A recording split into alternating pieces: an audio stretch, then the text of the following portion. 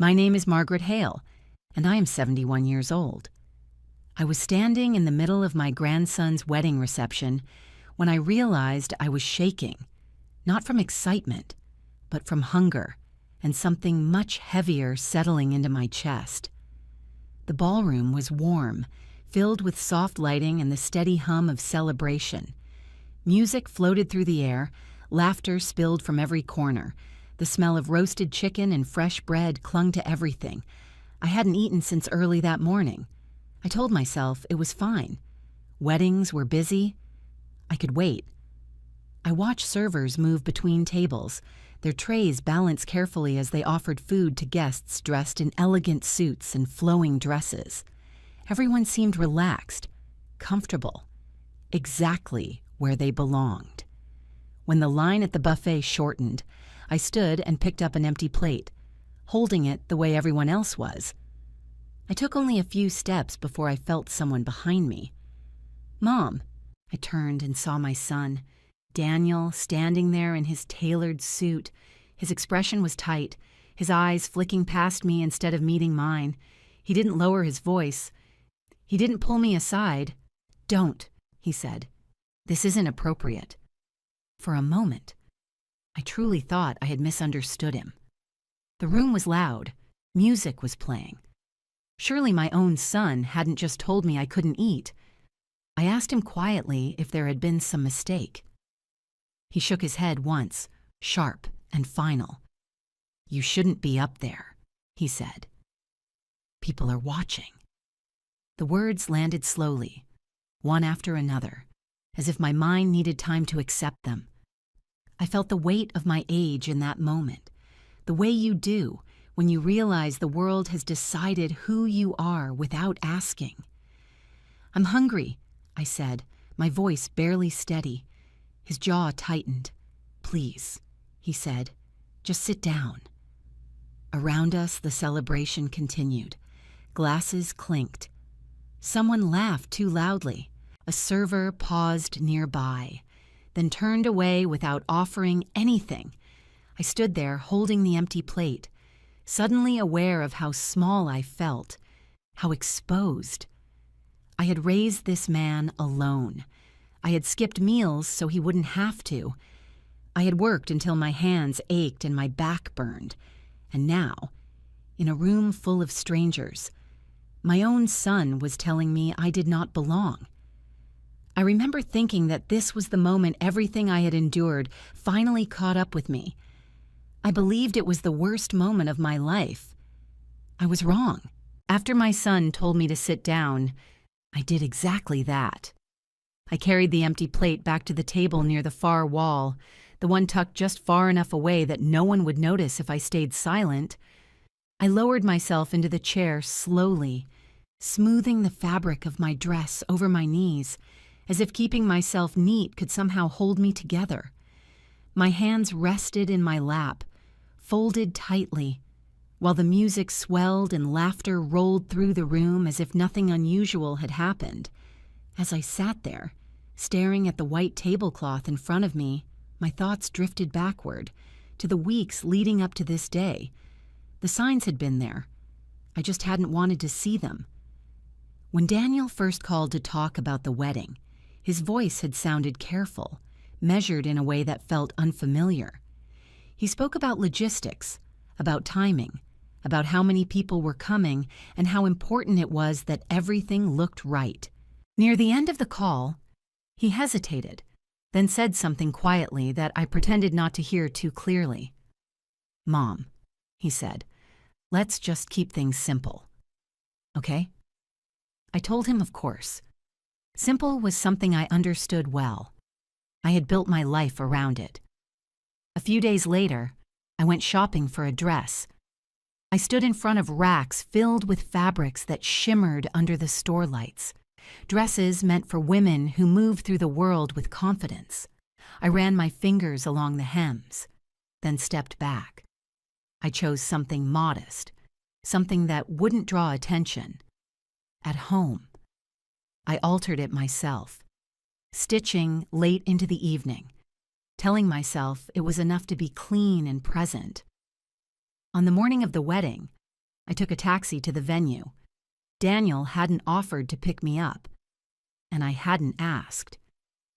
The driver dropped me off at the end of a long driveway lined with flowers and polished cars.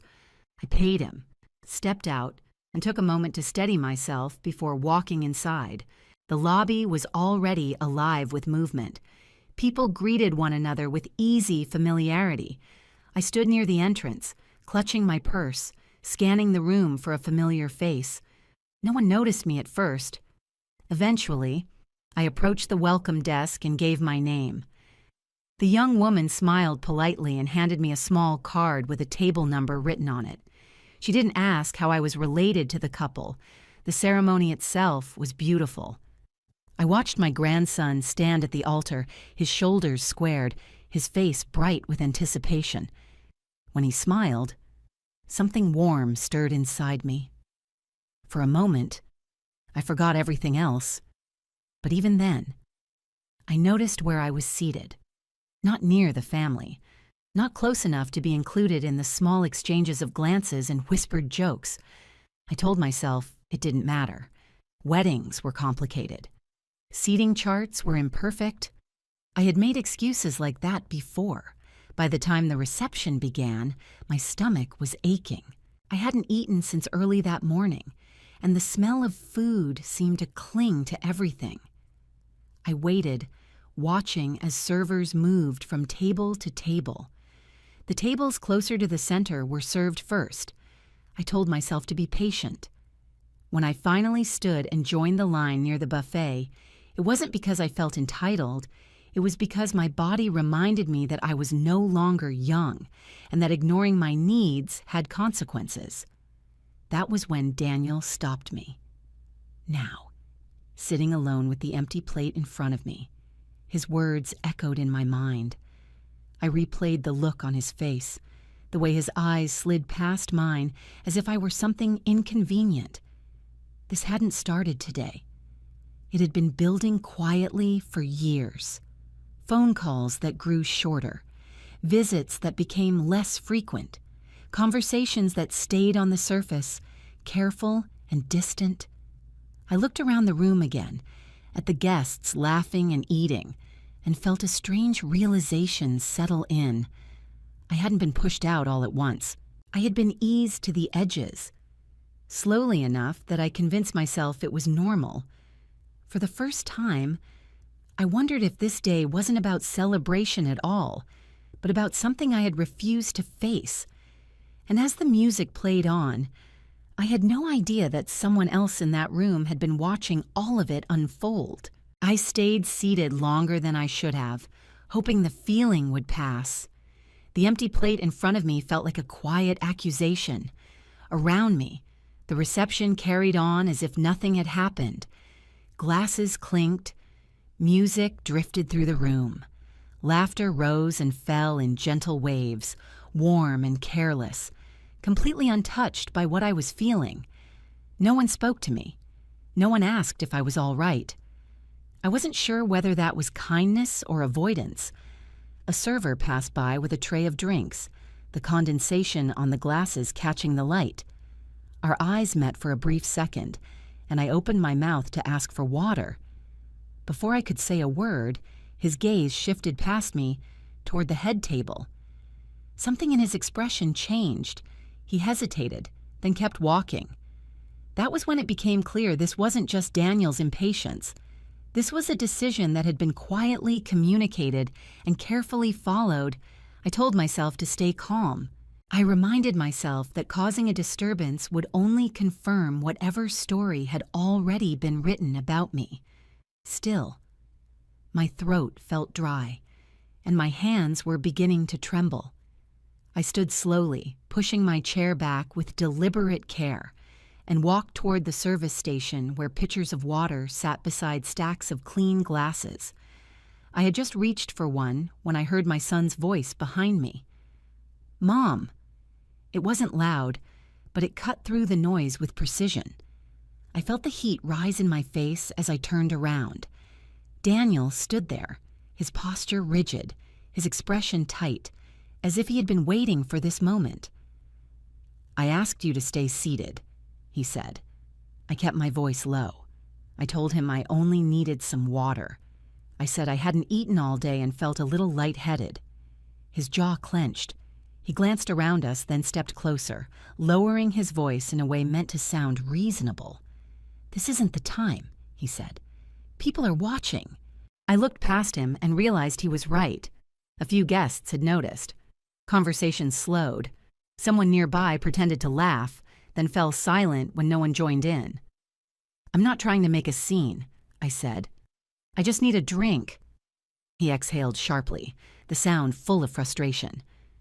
Please, he said. Don't do this. The words stung more than I expected.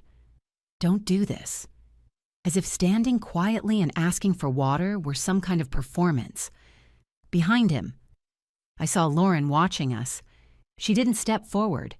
She didn't ask what was wrong. Her face was carefully neutral. Her attention divided between me and the room around us, as if she were calculating how much damage this moment might cause. Daniel straightened and raised his voice just enough for it to carry. She's fine, he said, addressing the space around us rather than me. She doesn't need anything right now. The effect was immediate. The air shifted. Conversations faltered. A few people turned away quickly, pretending not to notice. Others stared openly, curiosity flickering across their faces before being replaced by discomfort. I felt suddenly exposed, as if the soft lighting above us had narrowed to a single beam pointed directly at me. My hand tightened around the edge of the counter. I'll go back to my seat, I said. As I turned away, a woman brushed past me and murmured something that sounded like an apology. I took a few steps before my knees weakened. I caught myself on the back of a chair, steadying my breath, refusing to cry. Daniel followed me halfway back to the table. Just stay there, he said quietly. This day isn't about you. The sentence settled deep, heavy and final. It wasn't shouted, it wasn't dramatic. It was delivered with the certainty of someone who believed he had the right to say it. When I sat down again, the room felt different. The music continued, but it sounded distant now, muffled by the pounding in my ears. People avoided looking at me, their eyes skimming past as if acknowledging me would draw them into something they wanted no part of. I stared at the centerpiece on the table, a simple arrangement of pale flowers, and focused on my breathing. I reminded myself of the life I had lived. I had raised a child alone. I had worked long hours for modest pay. I had endured loss and loneliness without complaint. And yet, sitting there, I felt smaller than I had in years. Being ignored was one thing. Being deliberately erased was another. It was the difference between being overlooked and being told, without words, that you did not belong. I wondered how many people in that room assumed I had done something wrong. I wondered how easily a narrative could be shaped when the person at its center stayed quiet. I wondered if this was how Daniel had learned to see me over time, as an inconvenience best kept out of sight. I told myself I would wait until the evening ended. I would stay through the speeches, through the cake, through the first dance. Then I would leave quietly, without drawing more attention. What I didn't realize was that someone else in the room had been paying attention from the beginning. Someone who had seen every turned shoulder, every avoided glance, every silent instruction. And he had just risen from his seat. I didn't notice him right away. At that point, I was focused on keeping myself still, on not drawing any more attention than I already had. I sat with my hands folded on the table, my eyes lowered, listening to the music pulse faintly through the room. The celebration had resumed its rhythm, but something underneath it had shifted. The air felt tighter, more alert, as if people were aware that something uncomfortable had happened and were eager to move past it. Then I sensed movement. Not noise, exactly. Just a subtle change. The way a room reacts when someone unexpected steps forward.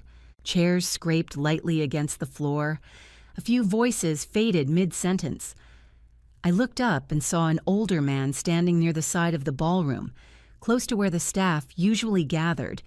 He was tall, with white hair neatly combed back, dressed in a dark suit that looked worn in rather than new. There was nothing flashy about him, nothing that suggested he wanted attention. Yet people instinctively made space as he moved, as if they recognized authority even without knowing its source.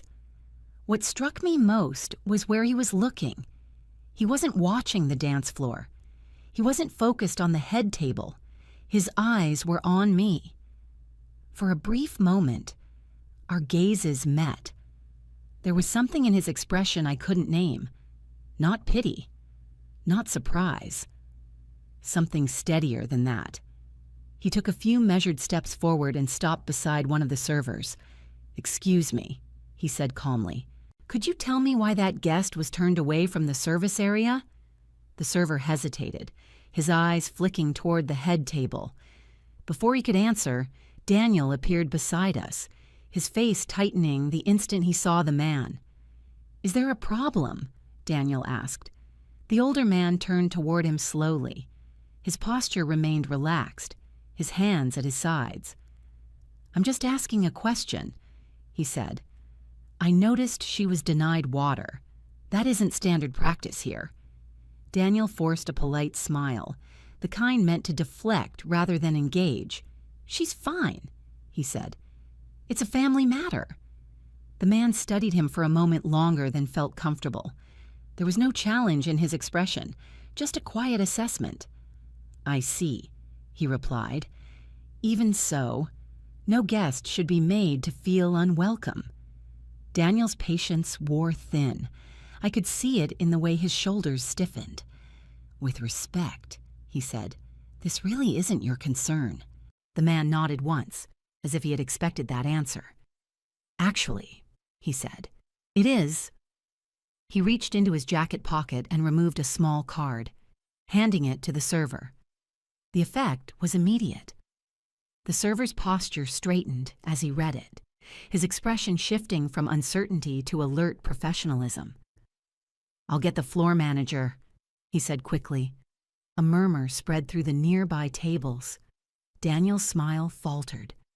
The older man turned back toward me then. He didn't touch me. He didn't raise his voice. He simply stepped closer and spoke gently. "Ma'am," he said, "would you like some water?" For a moment I couldn't answer. I nodded instead. He gestured subtly, and within seconds a glass was placed in front of me. I wrapped my hands around it, the coolness grounding me in a way I hadn't realized I needed. I took a careful sip, my throat finally easing. Only then did he lean in slightly, lowering his voice so that only I could hear. "You haven't done anything wrong," he said. The words landed with unexpected weight. My chest tightened, not with pain this time, but with something closer to relief. It had been a long time since anyone had spoken to me with such quiet certainty. The floor manager arrived moments later, followed by another man who carried himself with the reserved attentiveness of a lawyer. They spoke briefly with the older man, their conversation low and efficient. No documents were waived, no announcements were made. It was all handled with restraint. Daniel stood nearby, his confusion giving way to irritation. "What is going on?" he demanded. The older man turned to face him again. "I think it would be best if we spoke privately," he said. "There are matters here that don't belong in front of your guests." Daniel scoffed, but his eyes darted around the room. Too many people were watching now. Too many questions lingered unspoken. "Fine," he said, "but make it quick." The man looked at me. "Would you like to join us?" he asked. I hesitated. Every instinct I had spent a lifetime cultivating told me to avoid conflict, to retreat quietly. But something else rose up in me instead, something steadier and unfamiliar. "Yes," I said. As we moved toward a small adjoining room near the back of the venue, I felt the weight of the evening shift. The music faded behind us, replaced by a quiet hum. The door closed softly, sealing us away from the celebration. I didn't know who that man was yet. I didn't know why he had intervened or what he intended to say. But for the first time that night, I felt that the story unfolding around me was no longer being shaped solely by my son's discomfort. And I sensed that whatever came next would change more than just the rest of the evening. The room we stepped into was small and undecorated, clearly meant for staff meetings rather than emotional confrontations. When the door closed behind us, the music from the ballroom faded into a dull hum, and the night suddenly felt quieter, heavier. For the first time since I arrived at the wedding, I felt removed from the performance of it all. The white-haired man spoke first. He introduced himself calmly, without titles or ceremony, his voice steady in a way that suggested long practice. He explained that he had intervened because what he witnessed did not sit right with him. He had seen a guest denied something as basic as water, had asked a question, and had not been satisfied with the answer. Daniel shifted beside me, folding his arms across his chest. "This didn't need to turn into a scene," he said. "It was a misunderstanding." The man didn't argue. Instead, he nodded slightly and turned to the lawyer standing near the door. The lawyer spoke carefully, choosing each word with precision. He explained that there were documents connected to my finances that required clarification, forms Daniel had helped manage over the years, decisions made in my name that needed to be reviewed properly. Nothing was declared illegal in that moment. No accusations were made outright. Still, I watched my son's posture change as the implications settled in. The confidence he carried so easily in the ballroom thinned, replaced by something closer to discomfort. Daniel began to explain himself. He talked about responsibility, about pressure, about the effort it took to build a life that looked respectable from the outside.